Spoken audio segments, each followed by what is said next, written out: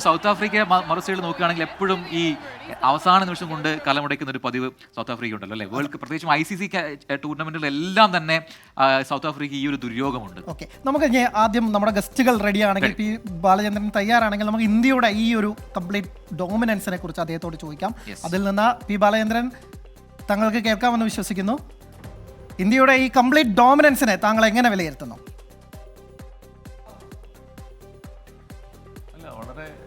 എന്താ പറയുക, ഓരോ മത്സരം കഴിയുമ്പോഴും ടീം കൂടുതൽ സെറ്റായിട്ട് വരുന്ന പോലെ ഒരു ഫീൽ ഉണ്ടായിരുന്നു ഈ ടൂർണമെൻറ്റ് കാണുന്ന സമയത്ത്. അപ്പോൾ ആ ഒരു ഇതാണ് ആവശ്യം. സാധാരണ കറക്റ്റ് ടൈമിൽ പീക്ക് ചെയ്യുക നമ്മുടെ സ്പോർട്സ് ഭാഷയിൽ പറയുമ്പോൾ. അതുപോലെയാണ് നമ്മുടെ നോക്കൗട്ട് റൗണ്ട് വന്നപ്പോഴേക്കും ഇന്ത്യൻ ടീം വളരെ പീക്ക് ചെയ്തു. അതാണ് ഓസ്ട്രേലിയ ആയിട്ടുള്ള കളി, അത് ലീഗിലെ ലാസ്റ്റ്, പിന്നെ സെമി ഫൈനൽ, അതുപോലെ തന്നെ ഇപ്പോൾ നമ്മൾ ഫൈനലിൽ എത്തി നിൽക്കുന്നു.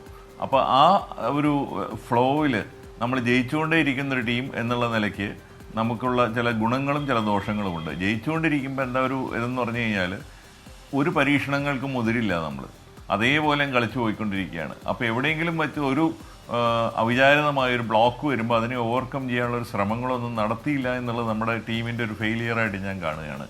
കളി ജയിക്കുന്നില്ല എന്നല്ല ഞാൻ പറയുന്നത്.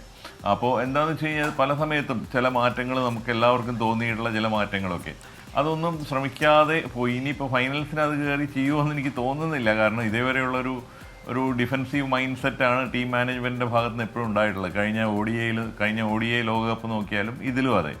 അപ്പോൾ ആ രീതിക്ക് നോക്കുമ്പോൾ ഫൈനൽസിന് വലിയ മാറ്റങ്ങൾ ടീമിൻ്റെ അകത്ത് കൊണ്ടുവരുമോ എന്നൊക്കെയുള്ളത് വളരെ സംശയമാണ്. പക്ഷേ എങ്കിൽ പോലും ഇപ്പോഴത്തെ ഒരു സ്ഥിതിയിൽ സൂര്യകുമാർ യാദവിൻ്റെയും അതേപോലെ രോഹിത് ശർമ്മയുടെയും അവരുടെ ഫോമിൻ്റെ ശക്തിയിൽ ബാറ്റിങ്ങും അതേപോലെ നമ്മുടെ സ്പിന്നർമാർ വളരെ ബ്രില്യൻ്റായിട്ട് ബോൾ ചെയ്തുകൊണ്ടിരിക്കുന്നു. അതാണ് ഏറ്റവും വലിയൊരു പ്ലസ് ആയിട്ട് നമുക്ക് പറയാനുള്ളത്.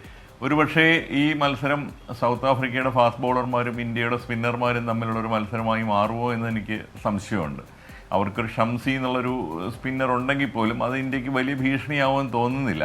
പക്ഷേ മീഡിയം ബേസ് അറ്റാക്ക് അവരുടെ വളരെ നല്ലതാണ്. റബാദയാണെങ്കിലും യാൻസൺ ആണെങ്കിലും നോർജി ആണെങ്കിലും മില്ലർ ആണെങ്കിലും അവർക്ക് അതിനുള്ള കേപ്പബിലിറ്റി ഉണ്ട്.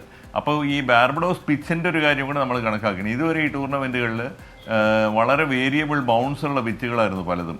പക്ഷേ ബാർബഡോസിൽ സ്പിന്നർമാരെ സഹായിക്കും തീർച്ചയായിട്ടും. അവിടെ വെസ്റ്റ് ഇൻഡീസിലെ ഒരു ഡ്രൈ ഒരു അവസ്ഥയിലാണ് വിക്കറ്റ്സൊക്കെ കാണുന്നത്.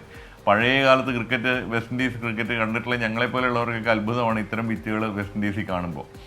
എന്തോ ആയിക്കോട്ടെ, പക്ഷേ ഏത് പിച്ചിലും എഫക്റ്റീവായിട്ട് ബോൾ ചെയ്യാൻ കഴിവുള്ള ഫാസ്റ്റ് ബോളർമാർ സൗത്ത് ആഫ്രിക്കയ്ക്ക് ഉണ്ടെങ്കിൽ അതേപോലെ തന്നെ അല്പം ആനുകൂല്യം കിട്ടുകയാണെങ്കിൽ അത് അങ്ങേയറ്റം മുതലെടുക്കാൻ കഴിവുള്ള 2 സ്പിന്നർമാർ ഈ നമ്മുടെ ടീമിൽ നന്നായി ചെയ്തുകൊണ്ടിരിക്കുന്നു. പ്രത്യേകിച്ചും കുൽദീപ് യാദവിനെ ഒരു ടീമും കാര്യമായിട്ട് പഠിച്ചു കഴിഞ്ഞിട്ടില്ല എന്നുള്ളതാണ് അവർ കളിക്കുമ്പോൾ നമുക്ക് മനസ്സിലാവുന്നത്.